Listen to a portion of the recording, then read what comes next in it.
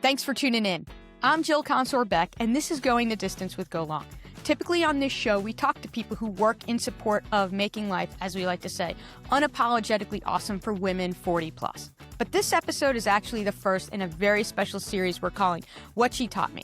A number of years ago, my mom, Yvette, was diagnosed with Parkinson's, and to say that this has been a difficult experience is a huge understatement. But during this time, I've been reflecting on all of the ways my personality and core values have been influenced by my mom. And I know when going through a process like this, I'm not the only one who thinks about it. Over the course of the next several episodes, I'll be talking to people about the wisdom passed down from their mothers or maternal figures. For the first episode in this series, I have the perfect guest, my sister Lisa. Luckily, she, her husband Jared, and their daughter Molly visited me here in Seattle, all the way from Long Island, where Lisa and I grew up with our parents, Yvette and Harvey, and our brother Glenn. You'll hear us talk about Lisa's son Jeffrey, who couldn't make the trip because he's in his first year of college at Tennessee. And I'll also definitely be talking about my husband, Mark. For anyone tuning in who has siblings, you may find our chat especially interesting since Lisa and I have a pretty big age gap. She's 6 years younger than I am, and that means we have pretty different experiences being parented by the same people. So without any further ado, here's the first episode of What She Taught Me. Lisa, you are my you're the first person for this series. What she taught me, and in this case, what she taught us. And we're going to be talking about Mom, Yvette. And as we like to say, Yvette's going to Yvette. What I would love to understand is when you think of what she taught you, what do you think about when we're talking about Yvette? I think about the fact that she would never let us be treated unfairly. She's a protector. She's a protector. And she would go to the ends of the earth to make something happen, which was very different in that time than it is now for my kids. Right. The Cabbage Patch Kid, you know, how you had to, read the flyers and see where they were going to be released and then go wait on a line, in the winter among hundreds of people trying to race for this doll. And she would do that. You had a lot of those. Well, the first one was like one that I was with her in line and she had to fight for it and convince someone, because you were allowed 3 and someone had 3 and we didn't get one. And this grandmother type gave us one because she saw how upset I was, and Mom probably negotiated that, Mm-hmm. You think Mom threatened to knock her? No, it wasn't like that. It was just she could see how sad I was, and we had waited on this line. That child acting stuff came in handy, probably, yeah. Because you used to do commercials and stuff. So I think it was natural tears though. But so those are things that I definitely do with my kids when there's a thing. Mm-hmm. And whether that's good or bad that I care so much about it, and them having it, is you want your kids to be part of that. And I think of the magic and not miss out. Yeah. Was a big part of your childhood was soccer. Yes. I know that my penchant for being on time is in direct opposite. Yes. To how we were brought up in terms of showing up for soccer practice, 100%. Which was also part of my upbringing as well. Would you say that you are someone who tends to be more on time now? Because now, to me, if I'm on time, I'm late. Yes. Molly recently described me in an essay in school. I don't even know what it was about. She had to write about her favorite person or her family or something. And she wrote about how Jared is so fun and he's always making jokes. It was great. It was so lovely what she said about Jared. And then me, she wrote, Mom is very clean and punctual. I loved that she knows that she arrives places on time because we never were. Right. And it was stressful and we didn't have phones then. So you didn't know when your parents were picking you up. You just stood there with the coach and hoped that every car that came around the corner was going to be yours. So I do love that my kids know that they're arriving on time and I care about the schedule. You actually brought up a really great point that I think is going to be part of this series is around how different parental roles are perceived in terms of moms and dads. Yes. Right? And talking about how Jared is like fun and he's whimsical and everything else, right? And he is. Yes. But I also think that you are fun as well. And I mean, I'm not just saying that because you're Thank my you so sister. much. But I do think it's an important distinction because I think a lot of women do struggle with this in terms of that they're like, I don't know if bad cop is the right word or less fun parent. Dad was definitely, I would say, more of the fun parent for Always. sure. Yes. Right? How do you think that's influenced you now? I mean, I think some of it is just, it is the roles. You know, Jared is not going to think about who is packing Molly for camp. Not because he doesn't care to think about it. It just is not something in his, it's just not in his brain to be like, oh yeah, Molly does have to go to camp and like who's packing all of her stuff. And he does so many other things. So I think some of it is just the way the roles develop. And so the same was true in our house. And so now I can see it differently. The way we used to tease mom, I can see it differently now that I am the mom with older kids now. You know, Jeffrey's almost 19 and Molly's 14. So, you know, sometimes they will make fun of me for like not being funny or, you know, not being fun in the moment. And sometimes it's just because I'm like, I am the prize, you know? We got to keep moving. Got to keep moving. I mean, how did it in terms of packing for this trip? Well, Molly's now at an age where she packs for herself. That's good. We obviously all just pack for ourselves, but she did say, oh, I don't have shampoo or conditioner, you know, so. Right. So if I don't tell her what to pack and I didn't tell her to pack those things, they didn't end up on the list. Okay. So yes, like perfect example, like he went upstairs, packed his pile, done. You know, he's not thinking, okay, Molly needs to have her contact lenses and her glasses and whatever else she needs, you know, where I'm sending her a list. And those are sort of just, those are just rules that have developed. And I'm sure in some houses, maybe it is reversed, but there are things that Jared does that I don't care to do. Like what? What does he do? Like, really, you know, there's a mouse in the house. I'm not participating in that. How often does the mouse enter the house? No. Never. I mean, years ago, we had the old house, crickets would get in and you'd hear them and then you would try to chase them down and kill them, even though it's bad luck, but you got to do what you got to do. And so one time I killed one under like a bar stool and I just left it in the living room dead under the bar stool. And I sent him a picture and I said, when you get home, it will be waiting for you. For him to clean up, because I was like, I'm not doing that. So there are things that, as the man of the house, those are just your jobs now. So you have been a middle school guidance counselor. 25 years? 25 years. You're finishing your 25th year? Yep. So you got 5 years to go. 5 years. How did, like, you know, mom had some jobs, but she was mostly a stay-at-home parent. Not for me. Yeah. See, that's the other thing I think that's interesting to talk about because we had different childhoods. Yes.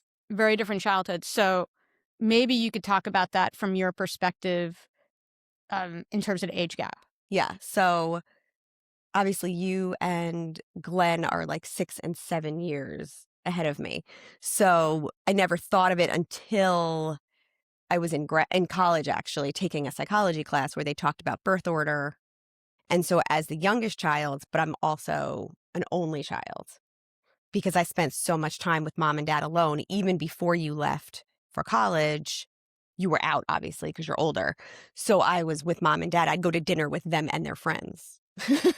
Or even joking around with them about how they left me home alone a lot younger than they probably left you and Glenn. It's probably because Glenn and I would kick the shit out of each other. Possibly. But I think it was just the nature of their life at that point. They had a more active social life and the third kid wasn't going to hold them down. So yeah, we definitely had different childhoods. Mom went back to work when I was in 1st or 2nd grade. Before then, she did have like Tupperware, and she worked nights at A&S. Yeah. But she went back to work during the day when I was in 1st or 2nd grade. So then I became, what they call the latchkey kid. Yeah. So that was most of my whole school life then was mom working, not home when I came home. She did some jobs, and then she didn't have jobs with me growing up. And then when I was a freshman in college, she was working at the office supplies place. And Right. So for oh me, my that was God, younger. Every day there was office supplies and other stuff being sent to my dorm room. Yeah, it was great. That was a great job. And she had real connections to things. She got me tickets to see Debbie Gibson on the floor. Oh my God, Debbie Gibson. And I was allowed to bring friends. Strong Island Yeah, for the win. She had real accounts that were important. And she got me Pele's autograph. Right. And that was a cool job. Yes. Mhm. And she would come home with sounds so funny now, but fun office supplies. Mhm. White dry erase markers were new. Mm-hmm. So she brought me this sample of this new innovative technology, and it was this is the coolest thing. So that was a good job. Yeah. Yeah, that probably was the Yeah. peak job that she had. Yeah, Of the jobs that I do remember. That was a good one. But yeah, it was a different childhood for Glenn and I. Also, I think that, they got married. Mom and Dad got married, relatively young, and they had kids relatively quickly. Yeah. Which I think, was a lot. If you look at those ages now. Oh, I could never. Yeah. I mean, obviously I can never, because I never did. Yeah. I could. Mom was. She was 21 when she 21 and 22 or 20. I think it was 20 and 21. 20 and 21. She got married at 19. She married Dad at 19. That's insane. It is insane. To think about that now, Yeah. It was normal then. But to think about that now, I was 30 and 34 when I had each of my kids. And yeah, to think about being that young. Yeah. And responsible for human life. And at 30 and 34, I had a hard time, maintaining patience and calm and all the things that that you want to be and don't want to be as a parent.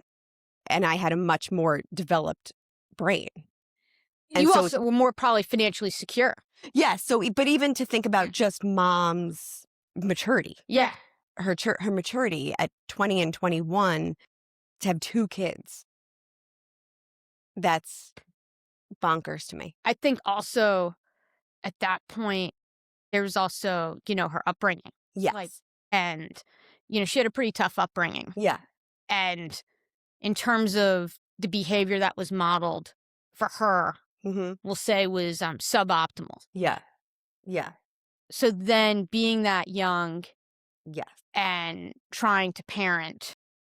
Yes. Of course, when you're going through it, and, you weren't even born yet, but going through that, you're just this sucks as a kid, right? And then, obviously with time and perspective, you kind of look and you see oh, that was the behavior that was modeled for her, which not even suboptimal, is terrible. And yes, and she didn't know any better. She didn't know any better because you're only going with what you're modeling. And so, even though, mom was, I guess, 26, 27 roughly when she had you. Right. How did that influence how you wanted to present yourself as a parent? Yeah. I think some things you can't stop because you grow up in a house. So you take the good and the bad. So what can't you stop? If I look back, I probably wish I was more patient in different moments. And I probably was more patient with Molly than with Jeffrey because of experience. Right. I think the thing that I really tried to stick to, which was opposite from how you and I or what we experienced, was I tried not to be a yeller. Right. I try not to be a yeller. So if I ever hit that point, they know, I'm done. So with us, that wasn't that case. She could yell and it would be oh, it's just Monday, So I try not to raise my voice because I didn't want to create that same environment. It's hard to say because obviously I'm still in it, but I think, there's the good and the bad. You try to change some things that you didn't like or wish you just had differently, but then there are other things that then you might you might overcorrect. You Yeah. might overcorrect. So you might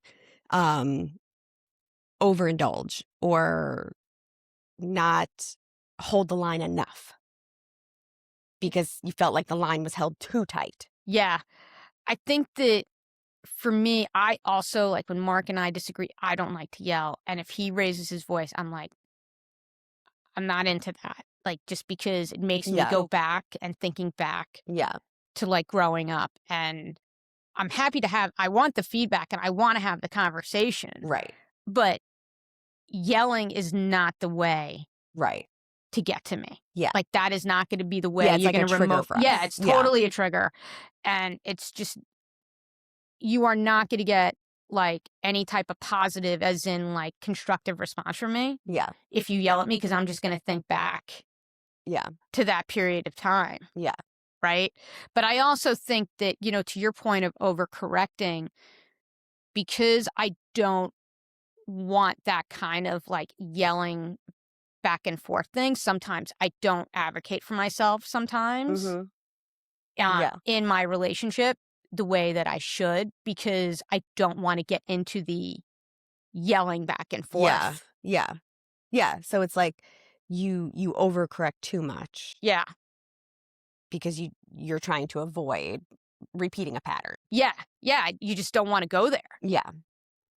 But I think I was aware, maybe you correct me if I'm wrong, at a younger age, not like as a kid, but like as an early adult, that, like what we were saying before, that mom was a young mom and she only knew what she knew.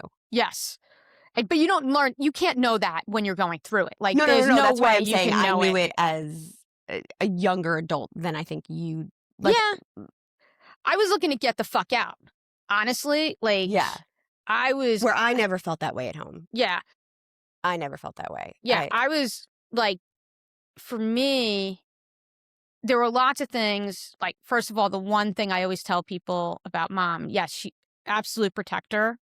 Like, do not go after one of her kids, no matter how hard she was on us or me. I'll speak for myself. Don't go after one of her kids. But I will say that the life skill, the number one life skill that I use today in business is that writing a thank you note. I know how to write a thank you note because of mom, because it wasn't just enough to write the thank you note. Right. It was like you had to personalize it. You had to say, like, what the person gave you and everything else. And so 3 lines. Yeah, I mean, like, but you gotta have 3 sentences. It was like it was just the personal nature of it. And when I send a thank you email to people, and I still do old school handwritten notes on occasion, and I actually do invest in stationery, like, and to me, it is a differentiator. And it is a differentiator personally and professionally. That skill, like, that is something that has translated throughout my entire life, and I expect it will continue to translate. Yeah. And I think that's the beauty of mom. Like, there were things you wish you could change, but I know that we'll ask my kids at some point and they'll complain about things that are probably valid. Not childish things, but like probably valid things that they wish that I did differently or Jared did differently, because that's life. You can't do it perfectly, and you can only you're doing your best with what you know. So with each generation, hopefully it just gets better, because I didn't grow up in the situation that she grew up in. Right. And so then I can make it better for my kids. Yeah. And then hopefully if they choose to have kids, then they can get better each time also, in how they handle certain situations. And I mean, I even think about it as being an aunt and uncle. Yeah. I mean, an aunt, and with Mark being an uncle to your kids, and how we want to show up. And, there was a situation with Jeffrey when he came. He was here like a month ago, and, he was making this, like, choice. And I just said to him, and I'm like, well, what are you trying to get out of it? Right? Because he was like, oh, my parents don't like this and whatever. And I said, let's think about this differently. Instead of, like, what the feedback your parents gave you, is what are you really trying to accomplish with this? Yeah.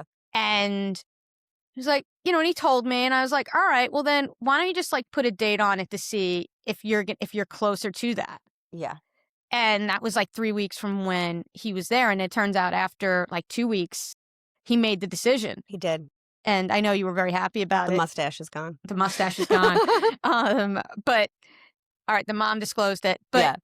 But because it wasn't that serious. It wasn't that serious, and it wasn't like super. Yeah. But I mean, but the thing is that it was just more of I wanted him to be able to talk to me about it, which he did, and he told me what you and Jarrett thought about it. But then it was more around, well, look, like regardless of what I thought about it, which we'll just say, off the record, I thought it looked terrible. Yeah. But I wanted to kind of just put it at a different angle. And how I wanted to show up for him and how I wanted to show up for Molly on certain things. Well, I think you guys do a great job of that. And you can tell because Jeffrey did ask you. And he asks you for other advice too and your opinion on things. And I think that is what is so great about the relationship is that he can, you know, we're talking to him about it. But yes, we are his parents. So we're like, shave that thing, you know? We don't like it, shave it. But on the other hand, I did say when people would ask me about the mustache specifically, I would say, listen, like, you know, he's not doing more serious things. You know, this is the worst thing he's doing. He's not, you know, deciding to get, I don't know, Mickey Mouse tattooed on him and then he's going to regret it in 10 years. He's got a mustache and he can shave it. Yeah. So I was fine with letting him just be. Right. But what I love is that he does feel comfortable asking the two of you for real advice. You know, and that's not a serious topic, but it just goes to show you that he values what you think.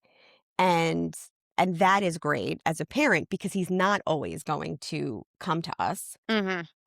He's not always going to listen to us. You know, he did come to us about the mustache, right? Yeah. He didn't care for what we had to say.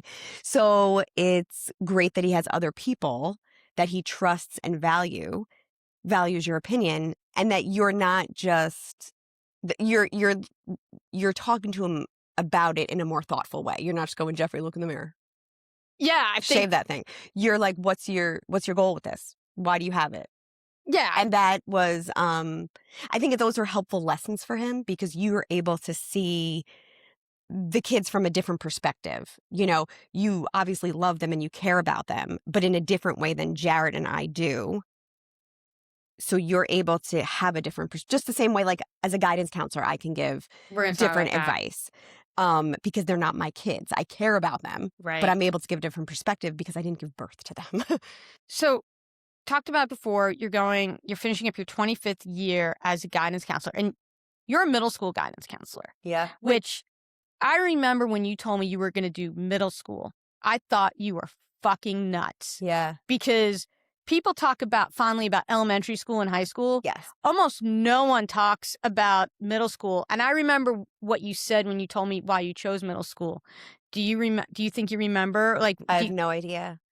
You told me that you wanted to be a guidance counselor, and obviously they didn't have guidance counselors in elementary school. Right. And you felt that you wanted to be in middle school because you felt like you could still make an impact on the kids before they got tracked. Wow, so deep. It was deep, but and clearly it stuck with me. Well, yeah, no, that's interesting because when you get a job, you actually don't even get to choose. You know, the job postings come out. Right. You apply for all of them. And I was able to do middle school and high school because of my internships. So I ideally wanted high school. I loved the college aspect. Right. I love that puzzle. And really just going through it with Jeffrey, it was super stressful, but there was so much of it that's like fun. Okay, if you say so. Looking back. But it was a roller coaster. But so I just got the job at middle school. But I think that at one point, I did choose to stay in middle school. They were going to move me to the high school because there was an opening there. And I was like, no, I want to stay here now. You know, and I think that is it. You do get to have a different kind of impact. I look back on middle school and I can think back to all the stress I had socially, like social stress. School was never really a struggle for me academically. And I felt like I could relate to the kids. And even now, so far removed from being a middle school student myself, I still can remember what it was like. So hopefully I impact them. Did mom and how she, the way she went about her life, did that influence your career choice at all? No, no. I don't know if you remember, but basically, I went into college thinking I was pre-med, which is Yes, I so remember that. funny. And I I don't said know it if to did she forgive you? You think she's ever no, forgiven yeah, you? yeah, no, we've moved on. She probably doesn't remember that happened. I don't even know why. I was telling Jeffrey about it recently, and I said I think it was just because we didn't know like what careers there were. So it was like you could be a lawyer, you could be a doctor, you could be a teacher, I could be an accountant, and I knew I didn't want to work the hours you worked. I Yeah. remember that. I didn't want to work the hours you worked, and I just didn't know anything. So I was like, yeah, I'll go pre-med. Sounds fun. And then I got a D in Chem 101, Oh, which I had never been unsuccessful in school. And that was with a lot of effort. right. um, and it was like, okay, I need to pivot. What am I doing now? And so I called you and you suggested I take 4 different classes, I don't even remember economics. this. Yep. Economics, philosophy. You were like, just take 4 different classes and see if anything grabs you. Mm-hmm. So I actually was really strong in economics, but it led back to the fact. I do remember that part, and I was so excited. Yes, but it led back to the fact that I do not want to work the way you did. Which, because you were like out of the house at like, I don't know, 5 a.m. You didn't come home until like 10 or 11. And I was like, that's not really my jam. So I liked philosophy. So I thought about law for a second because that also kind of stuck with me. And then somehow I ended up in there was human development. I ended up in some human development class. And that got me thinking. I took the class. I liked it. That got me thinking about, well, what could I do with that? And I remembered I liked my guidance counselor in high school. Do you remember who you had? Yes, Miss Taylor, Okay. Bev Taylor. And she was just great. I don't remember specifically because I didn't really have it. Like I didn't have a lot of drama in high school, so it wasn't like I was down there. But she like let me just come down, and I'd run home after gym to like shower, and then I would come back and I'd be a few minutes late, and she would give me a pass. I just remember her being cool, and I don't mean it cool in like she was like a mom, but she also understood like, yeah, like I have gym first period. Please don't make me go through the day sweating. Right. Like, because I like gym, so Right. I'm actually playing. So she was very empathetic. She was empathetic, and she understood that like that You were a good kid. You weren't like trying to like cut I class just needed and a everything. shower, and I ran home as quick as I could. And that was actually probably pretty tight to get that done. Like Yeah. given like the distance I from. have no idea. It's funny to think back on those things, but yes, I did that, and not all the time. But so she was just understanding. And then when it came time to college, she really like helped me kind of just work my way through the process. So then when it came time to not knowing what I wanted to do with my life, that's what you modeled after. that's what brought me back. And she wanted me after years. She tried to convince me to go into high school, to take the transfer to high school, because she wanted me to work with her in her private business. Oh, wow. And I loved it, but I just was like, I don't want to leave my school, So now it's, 25 years later in the same school, same office. It's, wild. I mean, they're kind of like your second family, even though there's been some retirements. Yeah, there's been a lot of retirements. So that part did stink because it was like a whole family. They watched me. I mean, I was 24 when I started. Mhm. So they knew me before I met Jarrett, before kids. They were at my wedding. Yeah. So they go through your. Some of them were at Molly's bat mitzvah. Yes, they go through your life with you. So I look forward to retirement, but it will be like weird to leave behind a whole crew. All right, I think we should talk about where we're at now with Mom. Okay. With Parkinson's. Yeah. And obviously, as we're recording this right now, things they're not great. Yeah. Right? I mean, we're lucky that, she's in a good place. Mm-hmm. And I feel very fortunate that you live so close by to help Dad and Mom for that matter. Yeah. But I'd love to hear your perspective on what you're thinking about with Mom and what the influence she's had on you and kind of what her struggle is now. I think she's been very lucky in that she was diagnosed so long ago. but the symptoms didn't progress until fairly recently. So I try to remind her of that when she was feeling frustrated with where she's at right now. I think as the kid that lives near them, it's a struggle to see her struggle, because we obviously spend the most time with them. So I hate to see her feeling down Yeah. and feeling kind of out of control and at a loss. And with that, then you have, dad, who's really, knock on wood, relatively healthy. So he, trying to make sure that he is not overwhelmed and run down. But then there's only so much any of us can do in that aspect because it is still his spouse. So you can't say, Dad, just go home and relax tonight. Don't worry, you don't have to go see her. He's never going to do that. He did it one night when he wasn't feeling well, back when she first was in the hospital. And I was like, I'm going to go today. You go home. But he won't do that again, And so I think that's the hardest part is seeing, not the hardest part, but one of the hard parts is just that he wants to do as much as he can, but he's also tired. Yeah. He's also tired. And I think seeing or understanding the realization of the disease Yeah. and that it's so different than a parent who, fell and breaks a hip. And that's terrible. Yeah, of course. But it's like, okay, they'll have their surgery, you get them in PT, you get them moving. They may not be 100%, but Right. but they can recover. And it's very different when you're dealing with something that's degenerative. Yeah, and there's no cure. And there's no cure, and time doesn't help. Yeah. Meaning that the older she gets, that just works against her too. Yeah. What makes me all that, but I think what makes me sad is that, like, I always think of mom and dad being the first on the dance floor at any Yes. event. Yeah. And I hope they get to dance again. Yes. And last year we were at a bat mitzvah together, twins bat mitzvah, and she was out there dancing, obviously not as crazy as dad, and she was like raising her cane in the air and it was like hilarious. Then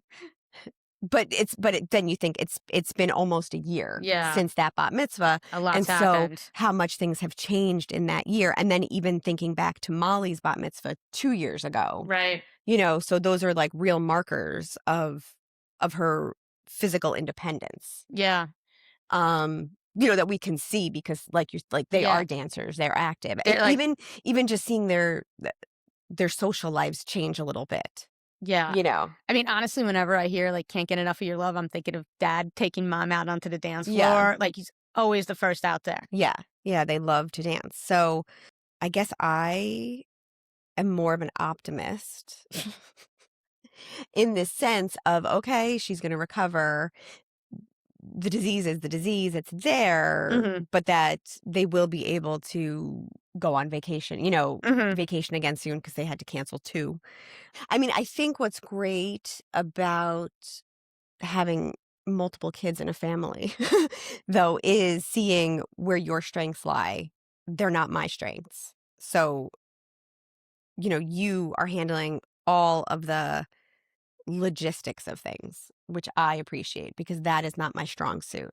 So, you're contacting the insurance companies and getting information, getting in the nitty gritty of the details that we need to know. Yeah.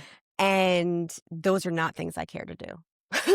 Well, I think also there are things that I can do remotely. And I think that, one of the big pieces of conversation I've had with lots of people since I've talked about what happened with mom is around that your remote sibling can help. And I'm not saying this to be like, I'm awesome. You are. Oh, geez. Feel that. Feel it. But that's as good as it gets. Thanks. I appreciate that. But I think it's a cop-out when there's a remote sibling and it's like they can't do it. And, whether it's gendered or not in terms of like it's the brother or whatever it is, I always feel like that there's something that the remote sibling can do to make things easier for the person who has to be present. Yeah. Yeah. And you do that because you do handle a lot of those phone calls, which is great, and super helpful because you're much more detail oriented, and you are also not someone who's a people pleaser.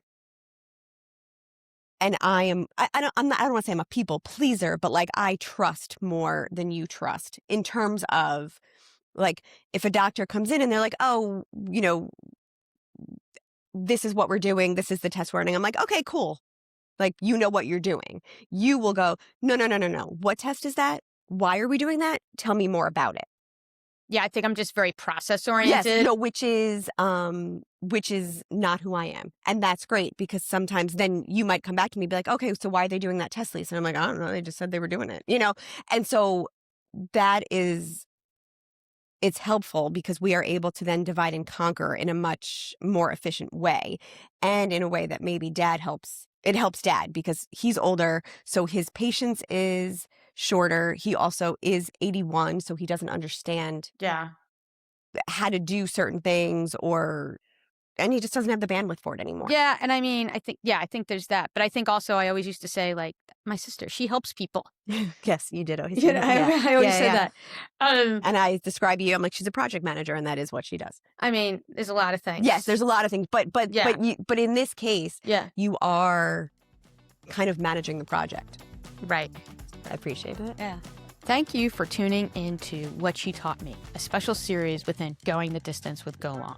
I want to thank my sister Lisa for joining me for this episode in this series. When it comes to our parents, especially our mom, during this especially challenging time in her life, knowing how capable Lisa is and how we're able to help each other is incredibly meaningful. I'd love to know what your mother or mother figure taught you. So drop a comment on YouTube or Spotify or reach out to me by visiting golong.me. Go Long is a coaching service that specializes in micro accountability, little nudges to help you make your life unapologetically awesome. Remember, it's your life, go the distance, go long.